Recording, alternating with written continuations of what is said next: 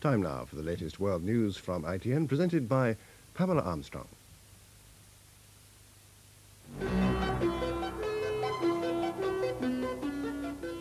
No freedom for the Beirut hostages. Terry Waite is home empty-handed. Mrs. Thatcher tells the Falklands, we're with you, even if no one else is. A Christmas present for Westland helicopters, an order from India. And for Second Chance Swansea, the only way is up. Good evening. The Archbishop of Canterbury's special envoy, Terry Waite, back home without the Beirut hostages, says there could be significant developments in the next few days. He also said he'd made contact with the men holding one of the captives, British journalist Alec Collett. It's thought he's being held in Sidon. Arriving in London empty-handed after his third mission to Beirut, Terry Waite spoke of setbacks in his bid to free the 4 American hostages, but he did have news of the kidnapped British journalist. I have actually received now further information, which for the moment I will keep confidential, from those who are holding Alec Collett. Some initial contact now has been established with his captors.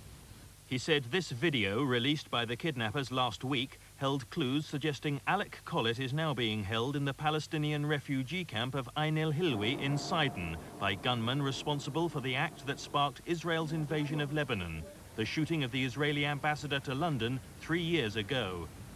Early this morning, a heavily guarded British ambassador called at Terry Waite's Beirut hotel for news that Alec Collett's kidnappers had surfaced from the only man who could tell him more. With the press, Terry Waite was choosing his words carefully, and back in London tonight it was clear there'd been no dramatic breakthrough. But he had this message for the families of the hostages. You know, have hope, never give up hope, and keep courageous. And all of us who are involved in this matter will be persistent, and we'll see it through until we're run into the ground.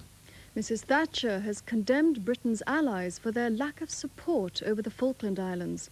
Tonight, in a Christmas broadcast to the islanders, she promised the government would continue to protect their right to determine their own future. And she did nothing to disguise her anger over the recent United Nations vote on the Falklands' future, when not one common market country backed Britain. I regret that at the recent General Assembly, so many of our friends proved unwilling to face up to the real issues at stake. They were content to have self-determination for themselves, but not all of them content or prepared to vote for it for the peoples of the Falkland Islands. We, as you know, and some of our friends, stayed true as ever, and we always shall be true. Police in Dorset have tonight ruled out foul play in the death of an 11-year-old boy whose body was found by a busy roadside this afternoon. The boy is believed to be Toby White, who was last seen alive on his way home to Brothenhampton near Bridport after playing with friends. The search for the missing boy began with police and relatives combing the countryside around his home. They were joined by locals who had abandoned their Christmas preparations to help. Helicopters and military aircraft were also drafted in to search across thousands of acres of farmland. But Toby's body was found by a policeman a few feet from the edge of the busy A35, nearly 24 hours after he was last seen alive. The helicopter makers Westland have finally landed a big order from India, which makes them more attractive to the European and American groups competing in a bid to rescue the company. It's for 21 aircraft worth £65 million. The order was announced in Delhi.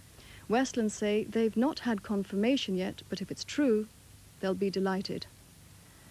The order's for 21 W-30 helicopters, the aircraft which got the company into its current financial troubles. Westland had hoped the W-30 would fill a production gap over the next decade, but the only potential buyers were the Indians. India's new Prime Minister Rajiv Gandhi got cold feet and threatened to cancel the order, giving it to France instead. The official reason was that the W-30 was wrong for the job, but the Indian government also had a political quarrel with Britain about Sikh extremists living in this country. It was a crushing blow for the troubled Westlands, which was already working on the order. The company announced 700 redundancies at its Yeovil plant and began to look for a partner. The Indians' change of mind has come too late to save those jobs, but it's brought some Christmas cheer to the workforce.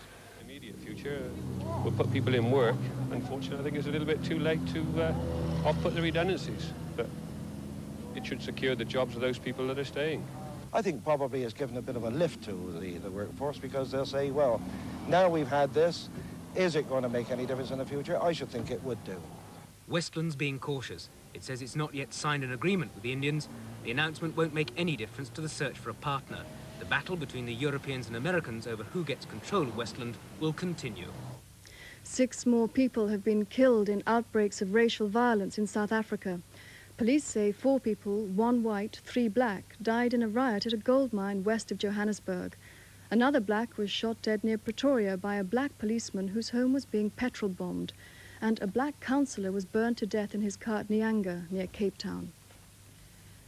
Laboratory tests are being carried out to discover if a baby who's died in Manchester with traces of Salmonella poisoning was infected with the same type of bacteria involved in the Farley's milk scare. At Farley's factory in Cumbria, staff will continue their inspection of the premises and machinery over Christmas to try and trace the source of the original infection. In Edinburgh, 84 hospital patients are recovering after an outbreak of Salmonella poisoning caused by a Christmas dinner. Environmental health officers from the City Council are still at Liberton Hospital conducting tests. They say all possible steps are being taken to prevent further spread of the poisoning. But the officers want to know why 2 previous recommendations that the hospital kitchens be given a thorough cleaning were apparently ignored. Twice earlier this year, they reported that cooking equipment was dirty and that general catering practices weren't up to standard. Conditions were much the same when, at the weekend, they were called in to deal with the Salmonella outbreak. I think it's fair to say that, yes, we were concerned, and we did advise the hospital of our concern, and we pointed out the need to attend to certain deficiencies in their catering arrangements. We followed this up a few months later with another visit when we repeated our concern verbally to support the written reports that we had submitted earlier. A Cornish woman is spending Christmas on hunger strike to try to get her Russian husband out of the Soviet Union. Jill and Sasha Blonski met when she visited Moscow for the 1980 Olympics. She returned to Britain last month, but Soviet authorities say her husband can't be allowed out for security reasons. Jill Blonski hasn't seen her Russian husband since 1983, although they've been married for nearly 4 years. They have a daughter, Shenya, who's 3. Their case has been taken up by the opposition leader, Neil Kinnock, but the Russians refuse an exit visa because they say Mr. Blonski could be a security risk. Well, he did 2 years national service in the mid-1970s, but he's been out of the army now for 8 years, and I really can't think he's a security risk. And has Mr. Kinnock spoken directly to Mr. Gorbachev on your behalf? I believe he did when Mr. Gorbachev was here a year ago, that he did have a conversation with him about this. But I would myself like to make an appeal to Mr. Gorbachev. He's a family man. He must understand what it's like for us to be like this, to not know when we're going to be able to live together. Mr. Blonski now works as a clerk in a Russian clothing shop. Another lonely Christmas seems in store. Mike Whitmarsh for ITN in Cornwall. A dam burst in Busan in South Korea